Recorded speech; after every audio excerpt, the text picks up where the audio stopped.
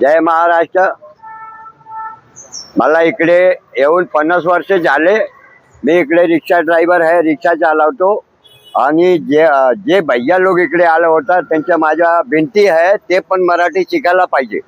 इकडे राहतो खातो तो मराठी शिकायला काय झालं नाही तर मराठी बोला, नाही तर हे खरं सांगतो माझ्या सरनाईक साहेबांनी की नाही बोलायचे तर तुम्ही आपल्या गावाला जावा, हे बरं चांगले होतो। तुम्हाला इकडे राहायचे तर तुम्ही काय शिकायला काय झालं, मराठी शिका, मराठी बोला। नाही सगळे भेटत ते भेटत त्याच्या बोला, मग शिकायला पाहिजे। महाराष्ट्र आपल्या राज्यात आला तुम्ही तो शिकायला पाहिजे।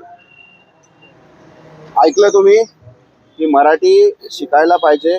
तुम्ही 2000 किलोमीटरहून इकडे आला, इकडे तुमचं पोट भरता, इकडे धंदा करता, तर असे जे उत्तर भारतीय आपले ते मराठी शिकलात, चांगलं मराठी बोलतात, त्यांना मराठीचा आदरही आहे, मराठी माणसाचाही आदर आहे।